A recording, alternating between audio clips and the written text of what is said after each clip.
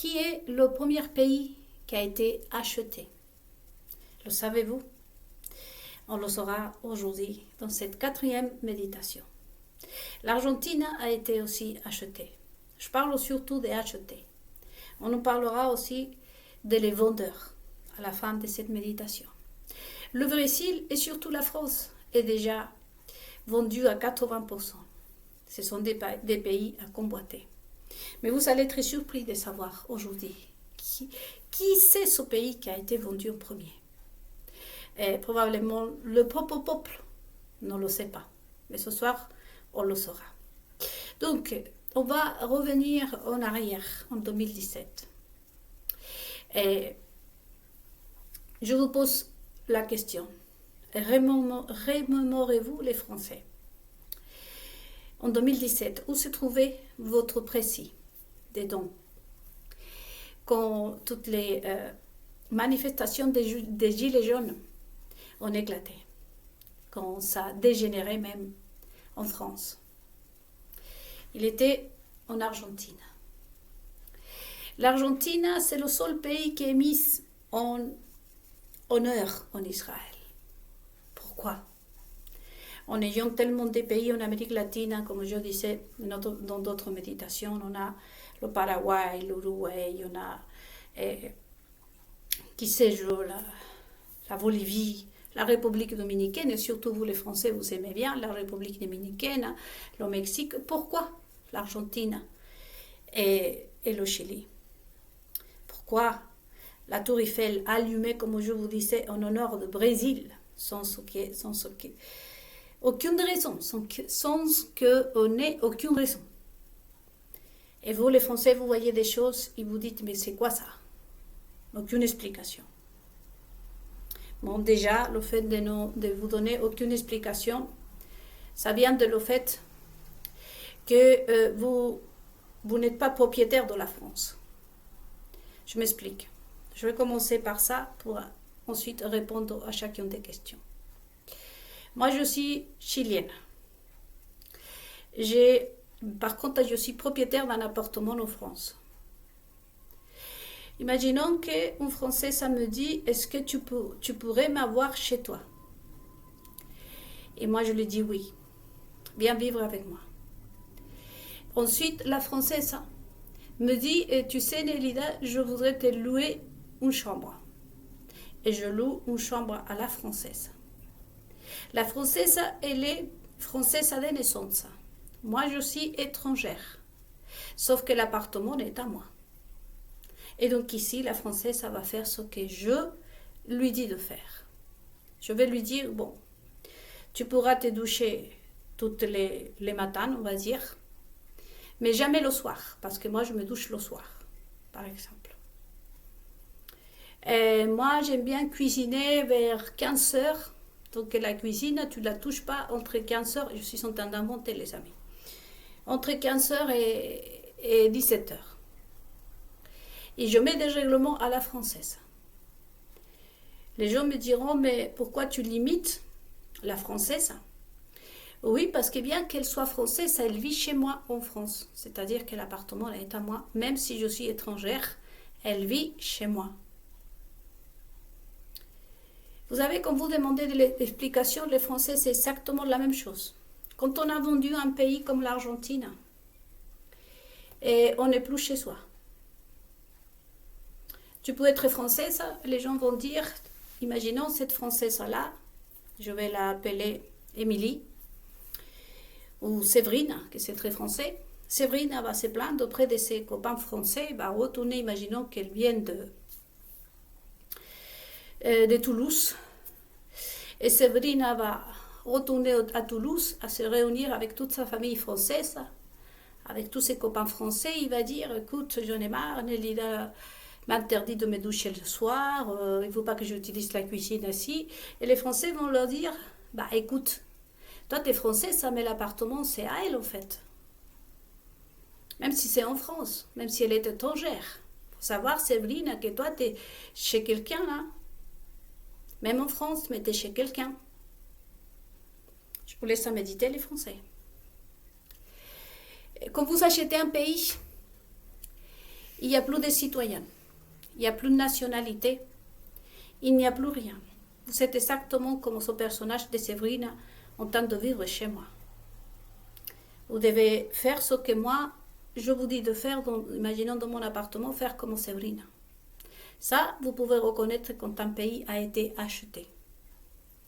Pour ça que pour plus que vous allez, imaginons que ici, dans mon appartement, Séverine se révolte. Et il me dit, bah non, ce soir je voudrais prendre un bain. Je suis désolée. Moi, je lui dis, bon, en ce cas, Séverine, si tu n'es pas contente, prends tes valises et va-t'en. Je suis en train d'inventer, les amis. Mais tu n'as pas le droit, hein, Nélida, machin. Si, j'ai le droit parce que l'appartement est à moi.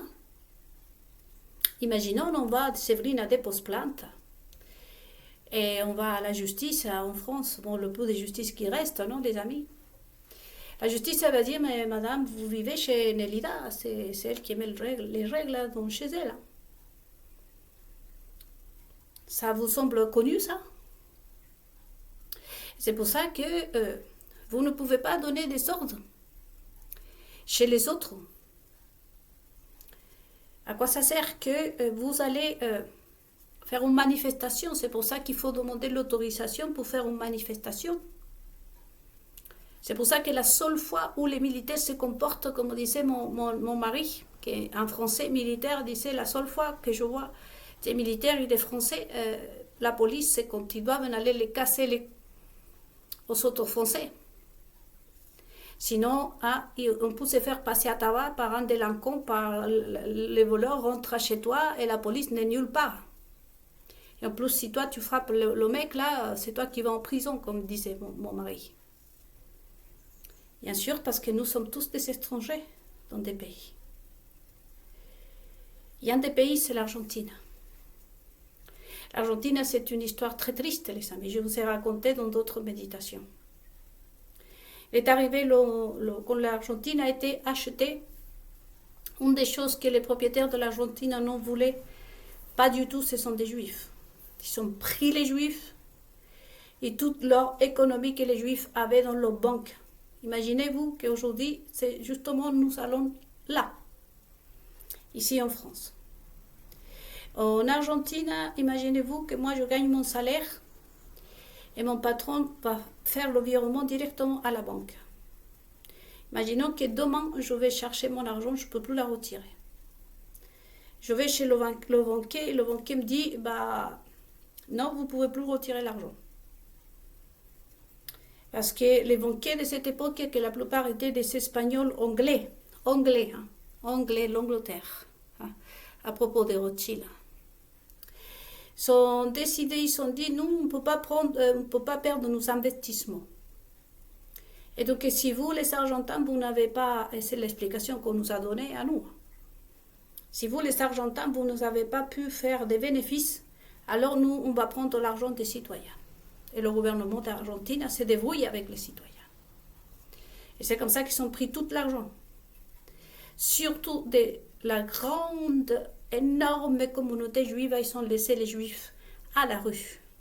Moi-même, je les ai vus, je vous ai raconté dans cette méditation, les amis. Le grand rêve des serviteurs de Satan.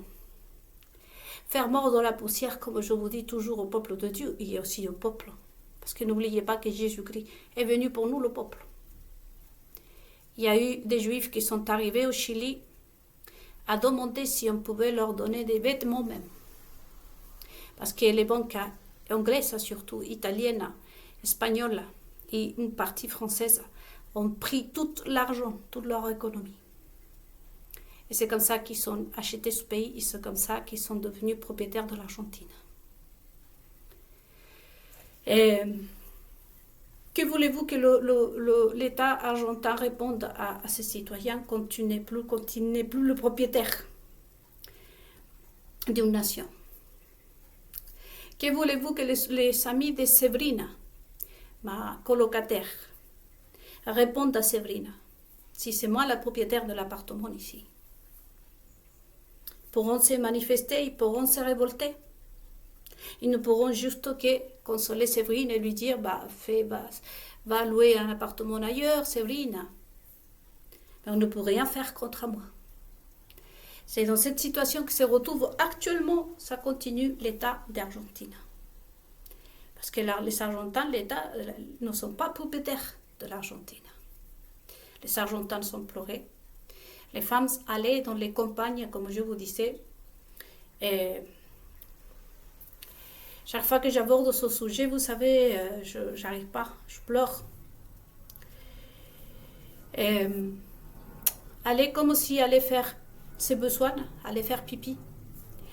Ils accouchaient leur enfant, ils le laissaient là mourir, ils partaient. Parce que l'Argentine, c'est un des pays les plus pauvres, est devenu le plus pauvre. On était un des plus puissants de l'Amérique latine. N'oubliez pas que l'Argentine, c'est un autre pays qui a beaucoup de pétrole. Et ça, on va le voir dans la 5e méditation sûrement de les richesses que Dieu d'Israël a réparties. Parce que rien que dans le continent américain, vous savez, il y a le pétrole au Venezuela qui devrait fournir toute la partie nord du continent américain. Nous avons l'Argentine aussi, que Dieu nous a créé le pétrole pour qu'on puisse se nourrir, nous, entre voisins. Les richesses que Dieu a données à chaque pays, c'est eux qui l'ont détruit. Tout comme ici en Europe, vous avez des richesses, vous avez des choses qui sont accordées pour chaque pays, pour chaque chose. L'Argentine possède pétrole. Il possède une quantité de minéraux et des choses qui sont importantes pour échanger avec les autres pays qui sont à côté, dans le même coin là. Si vous regardez, je vous invite à regarder le plan complet de tout le continent américain. Essayez de repérer les pays qui ont des pétroles chez eux. Et essayez de repérer les richesses de chaque pays. Ça, c'est Dieu d'Israël qui les a créés, tout comme ici en France. Donc l'Argentine, il n'y a aucun pays qui peut être riche en fait. Et de là saute la Russie. La Russie, on va la mettre à l'honneur dans la 5e partie de cette méditation. Et pourquoi la Russie? Parce que l'Argentine ne se composait pas simplement d'une richesse matérielle, sinon aussi de spirituelle. Est-ce que je pourrais vous avancer concernant la Russie, les amis? De regarder des films russes avant que ça change. Vous pouvez voir donc la société russe, la construction de la famille, le rôle de la mère, le rôle de la grand-mère, du père, et l'autorité du père, l'autorité de la mère, l'influence, le respect, toutes ces choses-là. Tout ce qui compose la famille, ça encore, on peut trouver des traces dans la société russe. De là vient la haine pour détruire la Russie, pour éclater ce pays tel que l'on fait avec l'Argentine. Et je vous invite vraiment à regarder des films russes, vraiment, à faire un reportage, à vraiment regarder des reportages sur comment vivent les familles quand ils sont à table, de la façon qu'ils se respectent, de la façon qu'on traite les enfants, la maternité, toutes ces choses-là. Car, comme je vous dis, il y a encore des traces dans la société russe de ce qui devrait être une vraie famille. L'Argentine, c'était ça. L'Argentine était égale à ce que c'était la Russie. Imaginez-vous, ce qu'ils sont détruits.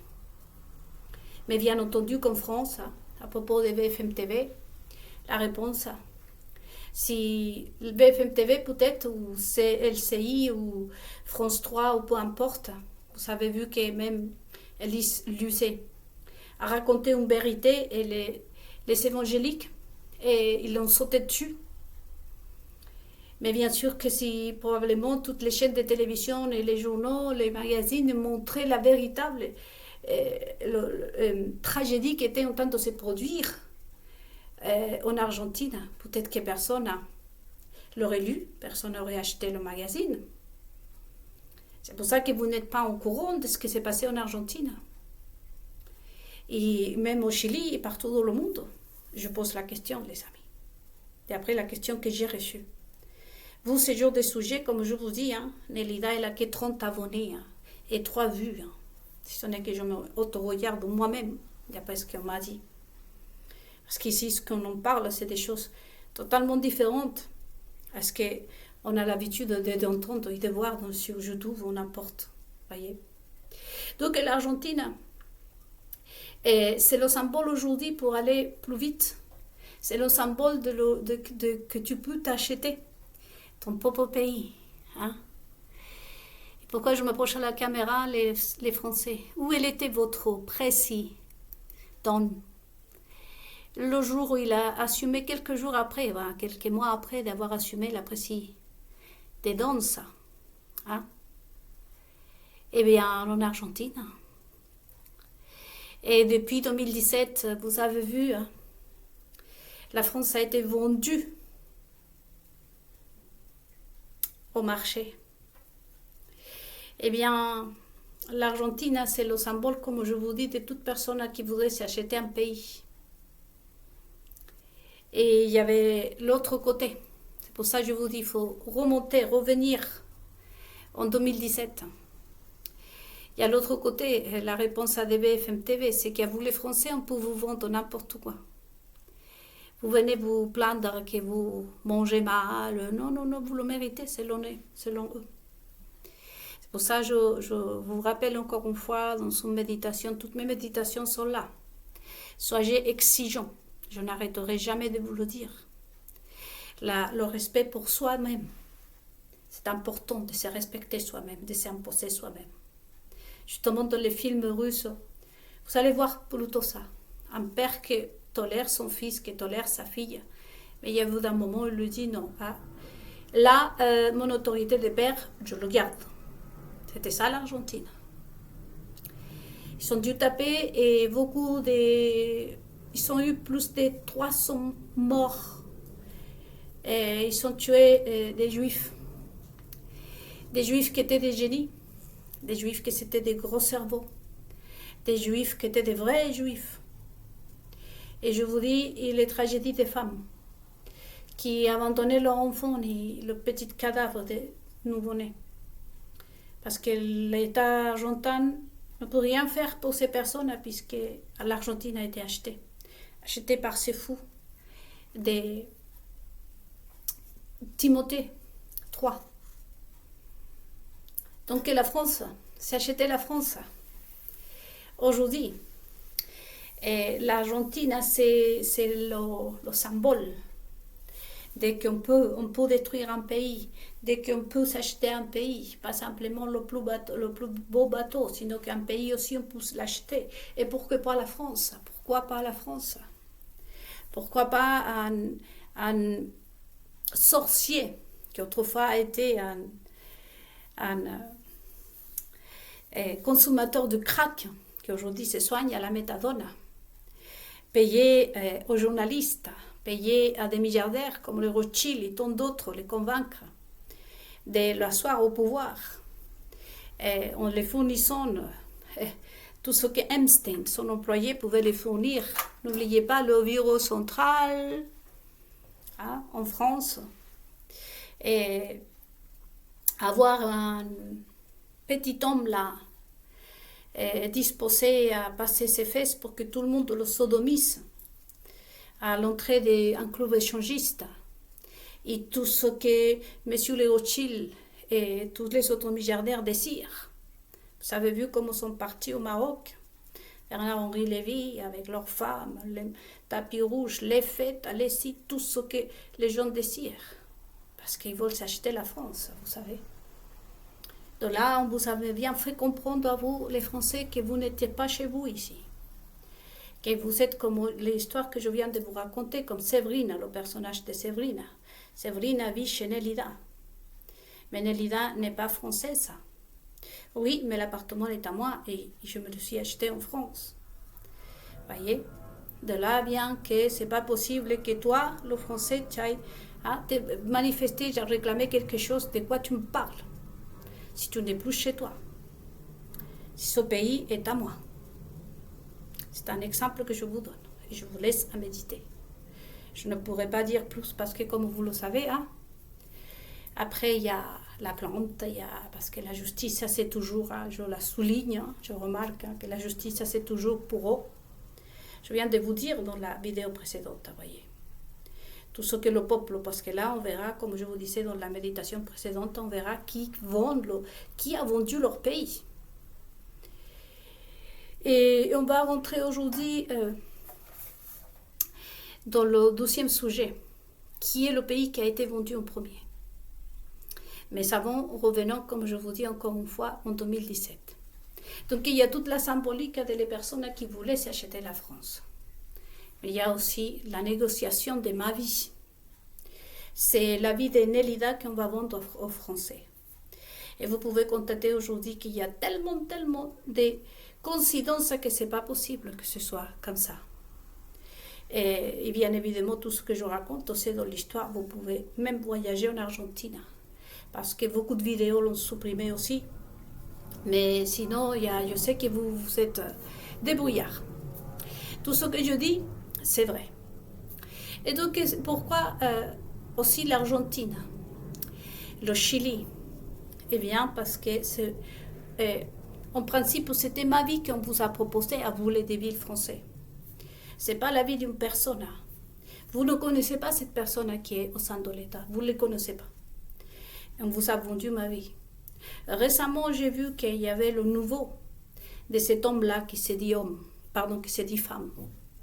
Et bien évidemment, il s'appelle comme mon nouveau. Vous savez que je n'ai pas d'enfant. J'ai reçu mon nouveau Jean, qui s'appelle Jean. Pareil. Voyager autant en Argentine, parce que je viens de l'Argentine, à part le symbole qui signifie l'Argentine. Et je suis en quelque sorte chilienne argentine. Et ensuite le Brésil. Le Brésil, pourquoi? Parce que le Brésil, c'est le 3e pays avec qui j'ai des liens, voyez-vous. Et entre autres, moi, la langue portugaise, ça, je la comprends. Autrefois, je l'ai parlé. Je suis très proche du Brésil aussi. Et le Brésil, c'est l'autre pays qui est en voie d'être en train d'être acheté. Mais ça, je vais rentrer dans les détails dans une autre méditation. En tout cas, ce que je pourrais vous dire du Brésil, c'est que le Brésil, c'est un des pays, le 12e pays le plus convoité de l'Amérique latine. Il y a beaucoup de choses à dire sur le Brésil. Mais en tout cas, c'est l'autre grand projet qui ont, c'est fou, de Timothée III, de s'acheter aussi les Brésiliens. Et vous savez, quand ces personnages achètent à leur pays ce que nous devenions, comme je vous disais, vous pouvez chercher dans l'histoire de l'Argentine. L'Argentine était ça, ce qu'était la Russie, comme je vous disais. Il y avait un équilibre entre le spirituel et le matériel, qui était bien, comme je vous disais, une lucidité mentale, une d'esprit, lucidité d'esprit, lucidité mentale, une lucidité aussi au niveau physique, où les femmes arrivaient vierges aussi au mariage, où le mariage se respectait. Et la mère, le père, il y avait toute une structure aussi familière dans les familles argentines, qu'aujourd'hui c'est vraiment un vieux conte, une vieille histoire. Ça aussi, ce sont les traces. Vous pouvez voir où ils sont passés par là, la destruction. Tout comme aujourd'hui, vous êtes en train de le voir en France. Moi, comme je vous dis, en France, j'ai vu l'Argentine une 12e fois, avec grande tristesse. Et je ne vais pas revenir pour vous dire que j'ai pris la décision de rester en France pour partager tout ça avec vous les Français. Parce que vraiment, il y a cette histoire avec l'Argentine, la symbolique. Donc il y a le fait en 2017 qu'il fallait vendre ma vie. Et qui était Nélida? Voilà, une personne très proche du Brésil, de l'Argentine, de le Chili, un nouveau qui s'appelle Jean, qui est le seul venu en France à me rendre visite. Et que je viens d'une famille de conservateurs, et que j'ai comme un lien en Israël. C'est pour ça qu'il a invité les Juifs aussi à allumer des Hanouka et se promener au milieu les Juifs en disant moi aussi j'ai un lien avec les Juifs. C'est-à-dire que ma vie, on vous l'a vendue à vous les débiles françaises. C'est ce qu'il dit, c'est au même. Parce que vous pouvez tout avaler. Parce que vous pouvez vous acheter et vous regarder sans vous poser des questions. Et de toute façon, vous savez, vous pouvez vous-même méditer chez vous, si c'est comme ça ou pas. Tout ce que vous avez accepté jusqu'au présent. Donc, l'Argentine aujourd'hui, vous savez pourquoi elle est si présente en Israël et elle est si présente aussi ici en France. Pour le symbole que ça représente et en même temps parce que c'était ma vie qu'on vous a vendue à vous les Français. Il fallait que le paquet soit complet. L'Argentine, le Brésil, le Chili, et mon nouveau qui s'appelle John, et ma petite sœur qui était morte à 4 ans, que je me suis connue dans un banque, dans un centre commercial avec mon mari, que la littérature, le théâtre nous a approchés, que je suis dans les arts et les lettres, etc., etc. L'art en pédagogie, toute ma vie. Voyez, c'est parce que déjà, et comme je vous dis, eux, ils font ce qu'ils veulent avec des gens qui ont acheté. Parce qu'en quelque sorte, vous êtes les achetés. C'est pour ça, comme je vous répète encore une fois, que vous n'avez pas le droit à aller vous manifester, à aller réclamer quelque chose, à demander quoi que ce soit, parce que vous êtes dans un pays qui ne vous appartient pas déjà. Je vous laisse à méditer. Donc maintenant, revenons dans cette 5e partie. Qui est le premier pays à avoir été acheté? Eh bien, asseyez-vous bien, confortablement, pour pas que vous tombiez. Les États-Unis de l'Amérique. Ce peuple, ça fait longtemps qu'il n'existe pas. Et ils ne le savent même pas eux-mêmes. Qui ont été déjà vendus par qui? C'est ça le problème. Bien évidemment, nos propres politiques, mais aussi nous, le peuple. Les grands collaborateurs, comme on m'a répondu, les télévisions françaises, les maçons français. C'est le peuple avec cette instabilité spirituelle, cette instabilité mentale et cette conduite d'un caméléon. Comme je vous donnais l'exemple dans la méditation précédente à les femmes qui se battent pour punir l'homme, en allant, elles, à avorter, en déchargeant l'homme de sa responsabilité. Ils croient que comme ça, ils punissent les autres. Des personnes qui agissent dans le peuple, par jalousie, par frustration, par une instabilité émotionnelle, par vengeance. Et toutes ces femmes, tous ces hommes qui aident les violeurs, les personnes violentes à maltraiter les autres du peuple. Toutes ces personnes qui se montent contre d'autres familles, contre la belle-fille, contre la belle-mère, contre le père, contre la sœur, contre des principes. Hein. Et juste pour un état d'âme, on va dire. Juste parce qu'on est triste, juste parce qu'on ne sait pas comment gérer ses émotions. Il y a aussi la représentation, l'aide la plus importante pour réussir à vendre un pays, pour négocier un pays, c'est la justice.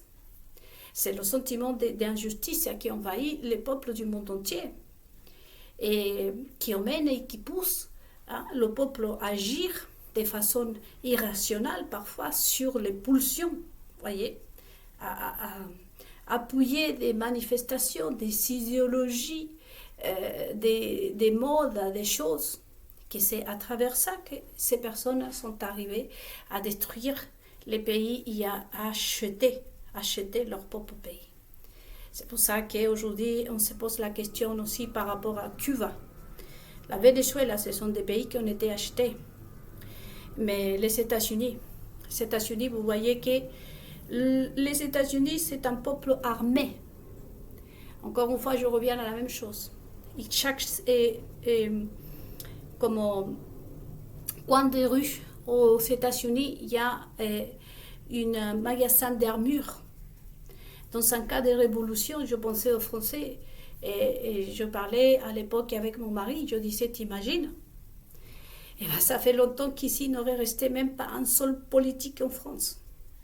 Si vous, les Français, rien qu'avec une bouteille d'eau, il est main vide, Parce que moi-même, j'étais témoin de comment la police enlevait même les bouteilles d'eau des citoyens quand ils allaient manifester, que vous étiez entourés par des militaires, par la police, et même comme ça, vous avez failli entrer au palais de l'Élysée. Vous imaginez si en France aurait cette disponibilité des armes dans chaque coin de la rue. Mais je vous invite à méditer dans deux choses. La première, vous voyez très bien pourquoi la France, il faut l'acheter. La mentalité de vous les Français.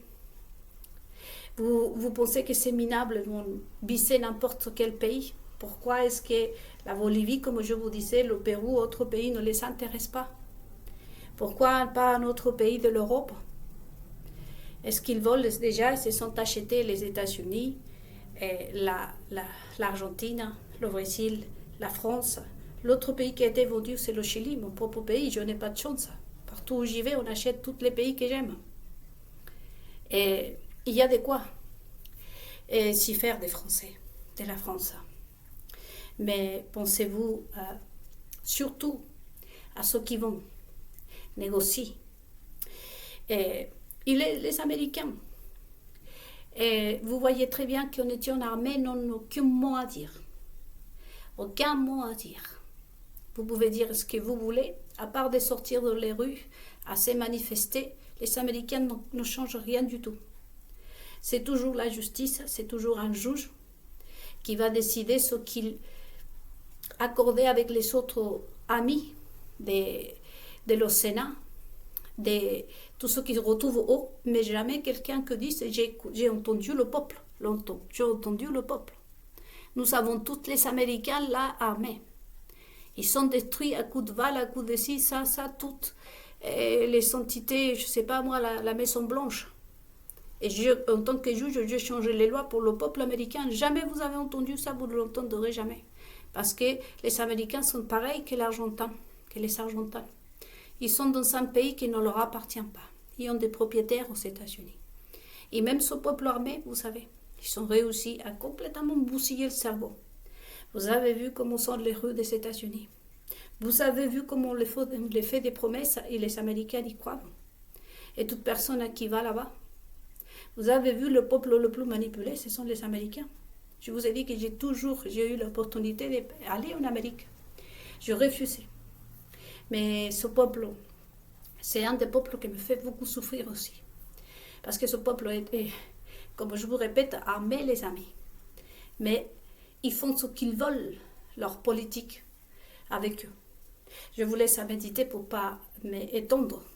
Et beaucoup plus ici dans cette méditation. En tout cas, pensez à vous, les Français. Pour quelle raison on voudrait vous acheter, vous aussi? Vous n'avez pas des armes. Mais mentalement, l'esprit le vôtre, et ça vaut la peine de vous acheter. Vous êtes un mauvais exemple pour les autres pays. La révolution des Gilets jaunes a été mondiale. Dans tous les pays du monde, le monde entier se sont révoltés suite à votre mécontentement. Il y a de quoi ici faire taire les Français. Il y a de quoi vraiment... c'est pour ça que je vous laisse à méditer, parce que une chose, on me dit, le Français demande et nous le donne. Je ne pense pas. Je pense que les gens profitent de la situation. Que devons-nous faire aujourd'hui, comme je vous disais? Quelle est la réponse pour tenir? Et quelle solution vous proposez? La solution, c'est que vraiment avoir les choses claires. Quand vous voyez quelque chose, que ce soit à la télévision, un comportement, dans un bus, donc peu importe, c'est non, bah non, bah non. Et il faut le respect de soi d'abord. La même chose, vous voyez, au niveau spirituel, en Israël.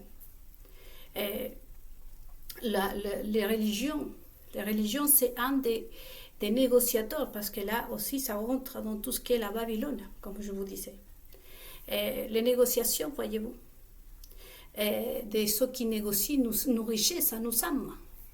Ici en France, les évangéliques sont débarqués en masse. Je vous ai dit qu'une personne a comme moi, les amis, on m'a jeté de les églises et je ne suis pas en train de lever des faux témoignages. Vous voyez très très bien ici que j'ai que 30 abonnés et que la plupart ne sont même pas des chrétiens. Vous voyez que quand est-ce que vous avez m'entendu dire le pasteur tel, ou le théologien tel, ou la sœur telle m'a écrit, vous avez entendu un commentaire d'une personne, que ce soit sur Facebook, que ce soit ici, en me disant ma sœur, etc. Vous avez déjà lu. Là, je suis en train de vous confirmer que ce que je vous avance, ce n'est pas faux. Moi, j'étais en dehors de l'église. Une fois dans une église, vous voyez, ils ont fait un tri pour envoyer des jeunes pendant des pays, pour ouvrir des églises et aider les enfants. Je voulais y aller, à moi, il m'a dit non, vous ne pouvez pas y aller, vous ne réunissez pas les caractéristiques. Ils ont envoyé une personne, je ne dirais pas si c'est un homme ou une femme, je veux juste vous dire que la personne ne savait pas prier. Il ne savait pas prier. Mais ils ont choisi cette personne pour qu'il aille porter la parole de Dieu. Surtout en Afrique. La seule chose que je pourrais dire, que c'était en Afrique qu'il est parti. Et il cherche les pires. Parce que le but, ce n'est pas vraiment de prêcher l'évangile. C'est pour ça qu'il faut se méfier quand on dit que des chrétiens ont été brûlés, persécutés, à je ne sais où. Il faut se poser la question que parfois, ce n'est pas des vrais chrétiens. Et à moi, on m'a dit, non, vous ne réunissez pas les conditions, vous ne pouvez pas. La seule chose qu'on m'a laissé faire, c'était de m'asseoir dans la dernière chaise de l'église, où le pasteur serait en train de me regarder, que je sois attentive et en train de confirmer ce que le pasteur voulait me dire. Vous voyez très bien. Donc, ils prennent les religions. On était l'outil. Et s'il y a des traîtres, comme l'a dit Jésus-Christ, c'est pour ça dans la méditation de Judas qu'on a vu, les amis. Je vous invite vraiment à regarder toutes ces vieilles méditations. Là, on a vu comment Jésus-Christ l'a expliqué lui-même, que ce n'est pas que Judas qui a vendu. Judas, finalement, s'est vendu lui-même. Et il a donné son âme en échange, en quelque sorte, de celle de Jésus-Christ. Mais, vous savez, ce qu'ils font, ces pasteurs d'aujourd'hui, ceux qui font ces religions, que ce soit les catholiques, que ce soit les évangéliques, vous avez vu que c'est une trahison, pas simplement à leur propre vie, sinon qu'avec eux, on mène beaucoup d'autres mondes. Vous avez vu la situation en Israël. Dès le premier ministre jusqu'au dernier en Israël sont tous condamnés en enfer. Et ils se citent devant rien. Parce qu'on peut parler des collaborateurs. Mais les collaborateurs, c'est qui? Si par exemple, je prends le cas de M. Netanyahou, le premier collaborateur qui aille contre sa propre vie, c'est lui-même. Toutes les dirigeants d'Israël ont tenté de permettre tout ça, la gay pride et tout ce qu'elle permet de laisser venir des jeunes, même les pasteurs menteurs qui ont un niveau de connaissance vraiment lamentable, et toutes ces personnes, ils croient qu'ils sont en train de faire du mal aux autres. Les premières concernées, c'est eux-mêmes. Les premières à se ridiculiser, c'est eux-mêmes. Vous voyez bien que la famille Rothschild, par exemple, qui a aidé ce couple de pédophiles d'inceste, le bureau central d'Epstein. Vous avez cette personne finalement, avec le temps, vous savez, cette personne va partir, on va se rappeler de eux comme on se rappelle aujourd'hui d'Epstein lui-même. Mais la réputation de Rothschild est abîmée à jamais. La réputation et la tâche qui sont faites sur Israël, ça sera dans l'histoire, à l'histoire. Vous savez parfaitement bien que Epstein lui-même n'est pas mis en cause. Ceux qui sont mis en cause, ce sont les clients d'Epstein. Les gens ne se rendent pas compte à tel point, comme disait Jésus-Christ, qu'un aveugle qui guide l'autre aveugle finissent tous dans le même trou. Vous savez, ils ne pensent pas. Là, vous voyez, et on revient encore une fois à ce texte biblique que je vous invite à lire, de la 12e lettre de Timothée 3. Vous allez voir la mentalité et le mental de ces hommes et des femmes. À tel point qu'ils se croient tellement puissants, ils se croient tellement intelligents, ils regardent même tellement haut qu'ils ne se rendent pas compte qu'eux-mêmes, ils sont en train de se trahir à soi-même. Mais aussi dans le peuple, comme je vous dis. Le fait que vous ne vous respectez pas, le fait que vous soyez derrière n'importe quoi, juste pour passer un bon moment, juste parce que vous ne voulez pas affronter les problèmes. Ça fait de vous aussi une traite, mais d'abord à vous-même. Donc ici, il y a ceux qui ont acheté mais aussi ceux qui sont vendus, les nations, au mauvais. Et bibliquement parlant, les saints ne sont pas meilleurs que les autres. Nous, en tant que peuple, nous devons nous corriger. Et des solutions aujourd'hui, quelles solutions on pourrait demander? Je l'ai déjà dit, les solutions. Vis-à-vis d'Israël, il faut refaire tout Israël. Israël doit se faire guider par son Dieu. Rien que par la loi de Dieu. Personne d'autre doit mettre les mains dans l'Israël que ne soit que son Dieu. Pareillement, le christianisme, c'est à refaire tout entier de A à Z. J'en cite après. Et il faut connaître la construction de chaque pays. Refaire les pays à la manière de ce Dieu. On n'ayons pas des peuples soumis à la parole de Dieu. Je vous disais que la religion et justement la justice, ce sont deux entités qui doivent être séparées des États. La justice, il est par le peuple. Ne l'oubliez pas, les amis.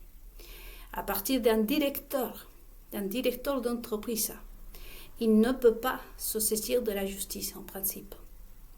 La justice est pour le peuple. Les juges travaillent pour le peuple, travaillent pour la justice. Les leaders religieux ne peuvent pas se mêler à des histoires hollywoodiennes. Vous savez que même les pasteurs et les chanteurs chrétiens sont reçus même le Grammy chrétien. Des émissions typiquement comme au style Hollywood que j'ai vu à la télévision. Des femmes et des hommes, et vous voyez le désordre, je ne veux pas entrer en détail, les amis. Ça ne devrait pas s'exciter. Il faut pour recommencer, il faut tout refaire. Mais déjà, à quoi ça sert que ce soit une petite partie qui s'y mette, s'il y a une grande partie qui aujourd'hui continue avec ces histoires de frustration, de jalousie, de vouloir fermer la porte à tout ce qui est compliqué et que je veux vivre, que je veux être bien, que je veux passer un bon moment, qu'il faut que tu oublies. Il faut vraiment qu'on devienne rationnel. Comme je vous disais, les histoires d'avortement. Pourquoi je ne suis pas d'accord avec les histoires d'avortement? Parce que ça bénéficie que l'homme. Pourquoi je ne suis pas d'accord avec les relations sexuelles hors mariage? Parce que ça ne bénéficie que les hommes. Nous sommes en train de voir en espagnol la révolution masculine. La libération de la femme, la seule personne à qui ils sont arrangés, ces femmes, pas moi, mais ces femmes-là, ils ont arrangé que la vie des hommes. Libérer les hommes de toute responsabilité en ayant la facilité aujourd'hui de coucher avec toutes les femmes qu'ils veulent, comme ils veulent, quand ils veulent, dans la situation qu'ils soient. Parce qu'ils peuvent se retrouver dans la pire des situations. Ils vont trouver toujours une femme disponible à coucher avec eux. Et ensuite, après, sont disposés à faire des avortements, à prendre la femme en charge, toute la responsabilité que ces hommes-là, surtout la jeunesse d'aujourd'hui, pourraient prendre en charge. Ensuite, les hommes sont mis aussi toute leur responsabilité sur la tête, que ce soit des leaders religieux. Les hommes vont à l'église pour que le prêtre puisse les exorcer de leurs responsabilités vis-à-vis de Dieu. Pour que dans les églises évangéliques, ce sont les pasteurs qui vont prier, qui vont dire, qui vont donner sentences, etc., sur la vie des autres peuples, des autres hommes du peuple. Parce que le mec, l'homme, il ne sert qu'à travailler et à se faire plaisir. Voyez? Ensuite, après, la femme, c'était celle qui les rappelait ses obligations à l'homme. Mais vu que la femme aujourd'hui, soi-disant, se fait respecter, donc aujourd'hui aussi, on décharge à l'homme de ses responsabilités. Et ainsi de suite. La justice, elle est où on ne devrait pas y être. Les leaders religieux ne font pas le devoir vis-à-vis de Dieu. Vous pouvez constater qu'avec tout ce qu'on a vu ici, les amis, vous pouvez faire un compte rendu, qu'aujourd'hui, on n'a pas de serviteurs de Dieu. En commençant par Israël, passons pour les catholiques et toutes les autres religieux, que dire des évangéliques? Ce sont des personnes comme ça que vous allez trouver en Timothée et 3, des personnes égoïstes qui s'aiment eux-mêmes, qui travaillent pour d'autres hommes. Du point de vue biblique, ce sont des hommes et des femmes qui pratiquent la sodomie, qui pratiquent aussi l'homosexualisme, puisqu'ils servent d'autres hommes, d'autres personnes. au lieu de servir Dieu. Et comment voulez-vous qu'on ait un monde? Comment voulez-vous vouloir vivre dans un monde droit quand nous-mêmes on se conduit de façon tordue? Vous savez ce que ça veut dire tordu? Là, je ne sais pas si je peux faire ça. J'ai cet stylo, vous imaginez, si on se conduit, comment on pourrait écrire si je déchire ce stylo? Comment pourrais-je le faire? Comment je pourrais vouloir écrire avec cette partie-là? Hein? Ou vouloir écrire avec ça sans enlever le bouchon, et vouloir, hein? Pour que si nous voulons changer les choses, il faut déjà commencer pour se corriger. Chacune chez vous, de voir les choses, parce que beaucoup de femmes, par exemple, qui m'entendent par rapport au avortement, la première chose qu'ils vont faire, c'est de dire « Aïe, parce qu'elle se prend pour une sainte Annelida, tout ça que parce qu'elle vient d'une famille conservatrice, peut-être que les garçons ne voulaient même pas d'elle. » Au lieu de se remettre en question, au lieu de dire « Je vais réfléchir », oui, en fait, peut-être... peut-être que l'avortement, finalement, c'est pas une solution si je veux me venger d'un mec, moi. Voyez? Mais au lieu de ça, la première chose qu'on se met dans sa tête, et c'est les désirs de vengeance, des jalousies, des frustrations et de tant d'autres choses. Les comparaisons, d'ailleurs, entre femmes, que c'est très mauvais. Et à ce moment-là, vous savez tous ces personnes maléfiques qui sont à la recherche, comme le disait Jésus-Christ, que le diable est venu pour détruire, tuer et voler les richesses. Quel est le business de la Babylone? C'est de marchander toutes nos richesses, les amis. Autant spirituel quand ils sont déjà... Quand tu pris déjà tes richesses spirituelles, ta capacité de raisonner sur un sujet comme par exemple, de quelle façon la femme se venge d'un homme. Bon, déjà, il n'y a pas le fait de te venger des personnes. La vengeance, ça n'est pas bonne. Mais dans le cas où on utiliserait la vengeance, de quelle façon tu vas te venger d'un homme? En mettant ta propre vie en danger, en étant responsable de la vie de cet enfant, en déchargeant ton mec de sa responsabilité. C'est des questions qu'on devrait se poser. Il n'est pas...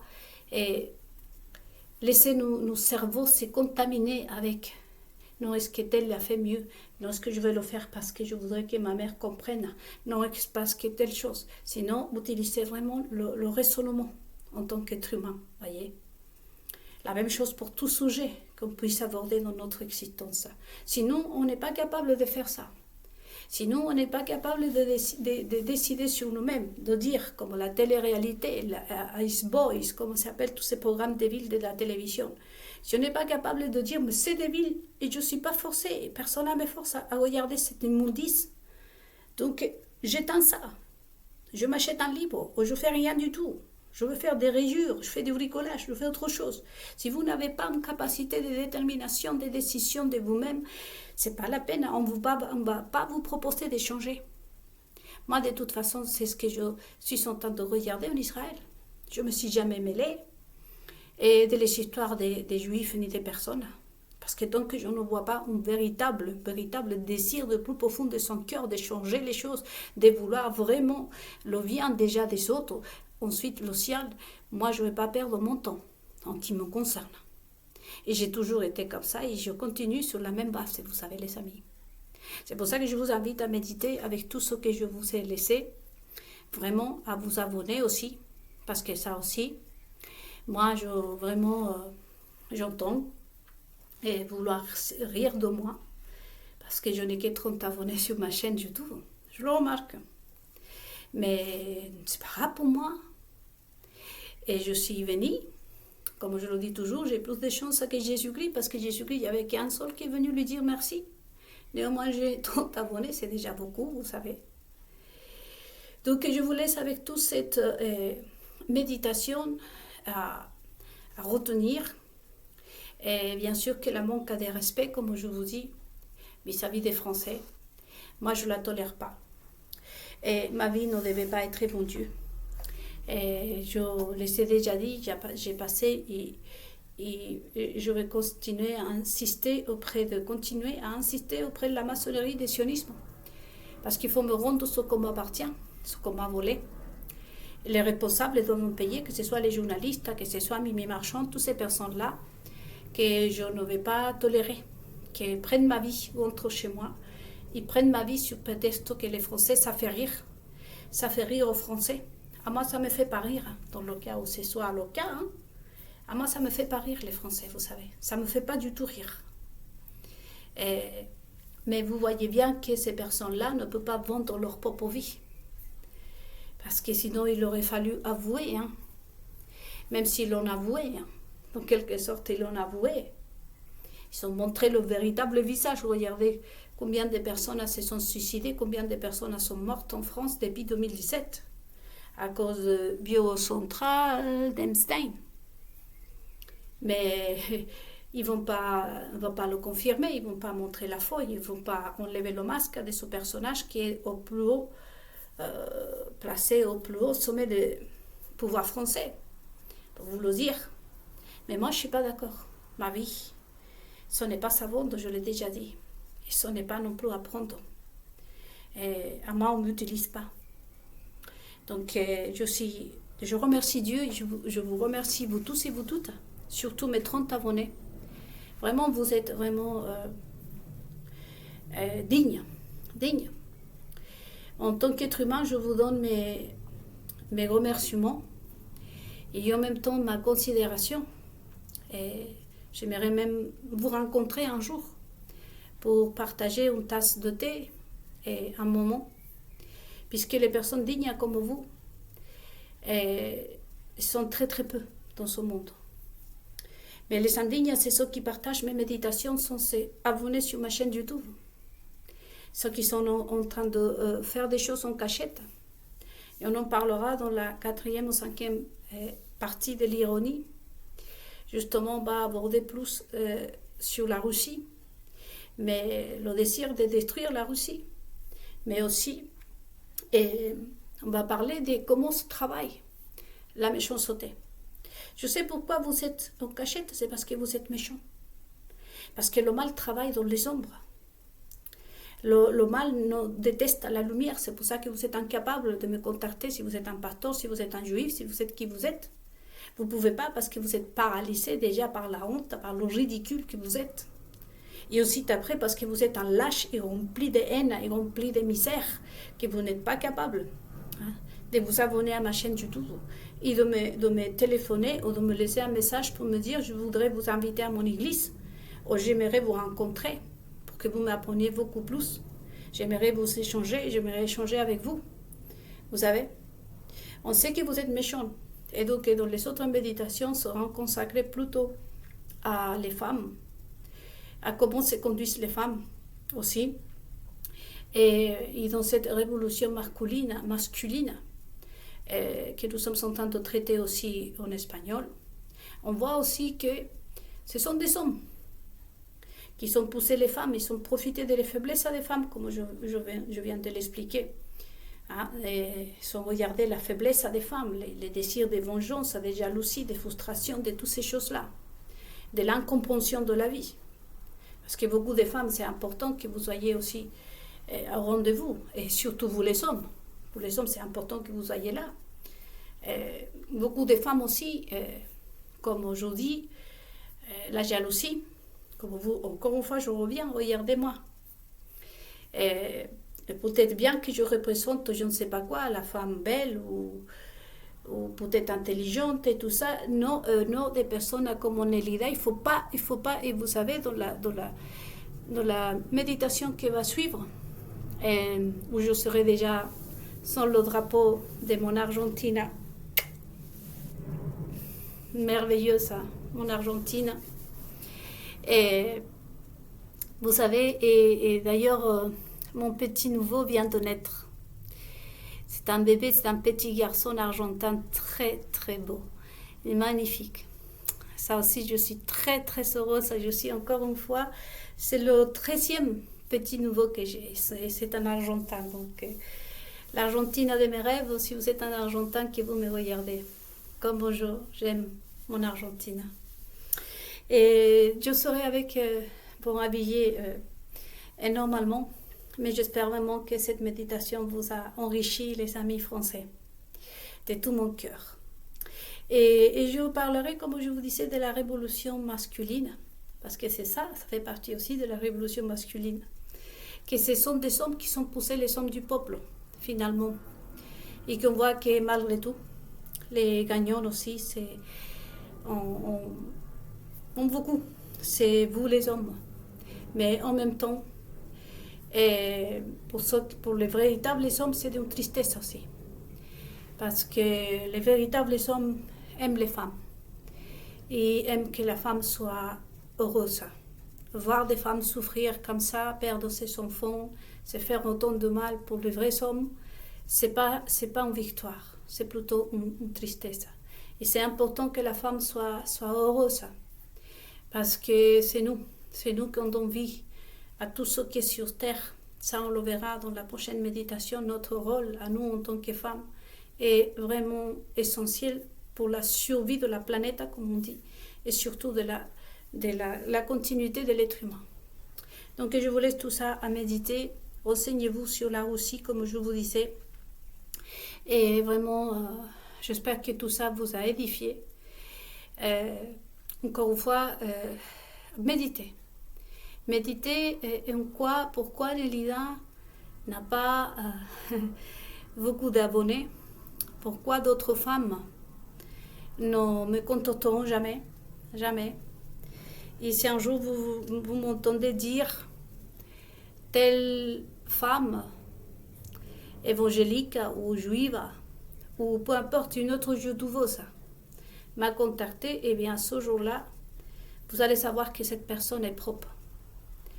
Parce que je crains que pour me contacter moi, pour m'aider moi, il faut être une femme déjà de Dieu. Il faut être une vraie juive qui aime ton Dieu, qui aime son Dieu, qui est propre à l'intérieur. Il faut être une vraie chrétienne qui vraiment tient à Dieu, qui voit en moi, je m'en fous. Si elle est belle et je vais être moche à côté d'elle, si elle est intelligente et je suis une idiote, je m'en fous. Je voudrais être à côté d'elle parce que je voudrais apprendre, je voudrais connaître mon Dieu. Si un jour vous m'entendez dire qu'une femme m'a contacté, ça sera ce genre de femme. Ces femmes-là qui se respectent, qui aiment son Dieu. Parce que moi, vous savez, je ne suis pas devenue ce que je suis sans savoir passer par beaucoup de sentiers. Et un des sentiers, c'était ça. Moi, je m'en fichais toujours de ce que j'avais face à moi. J'ai travaillé au Chili avec des top modèles. Même, vous savez, il y a eu une Miss Univers. J'ai travaillé pour une Miss Univers. Je ne vais pas vous dire de où. La fille faisait 2 têtes de plus que moi, mais que mon bras était gros pour ses jambes et moi j'étais le double. Petite, brune, même les maquilleurs, vous savez comment c'est les homosexuels, disaient oh, ça fait mouche. Oh. Moi j'allais apporter le café. Retirez ça, ça fait mouche. Parce que lui, il habillait, il maquillait la fille, le mannequin là. Et bien sûr que Nelida arrivait avec le café, vous savez. Brune, à l'époque, j'étais brune, et un peu ronde, et mes gros seins en plus. Et petite en plus, c'est marrant, hein. Et l'autre, il disait, sortez-moi ça. Et ça fait mouche. Et donc, elle voulait voir son mannequin, voyez. Mais j'étais auprès de ces personnes, vous savez. M'en fichais si elle était plus belle que moi ou que je fasse mouche. Mais des gens à côté, j'allais pour apprendre. Et même si j'étais dans un petit coin, je lui disais à ce homosexuel-là, je lui disais, bon, je vais rester ici, mais juste à côté. Hein. Mais parce que j'avais des choses à apprendre. Je me fichais très moche, très petite, grosse. Ce que je voyais, c'est le moment. Et ce moment-là pouvait m'enrichir. Et aujourd'hui, je peux trouver la femme la plus belle du monde, mais si cette femme-là a quelque chose à m'apprendre, je m'en fiche comme toute moche. J'y vais. J'y vais pour m'enrichir. J'y vais pour grandir. J'y vais parce qu'en tant qu'être humain, je me disais toujours, je ne veux pas me ressoudre à venir ici sur Terre, à manger, à m'occuper des gosses et ensuite après à mourir. Je sais que Dieu m'a donné une autre mission.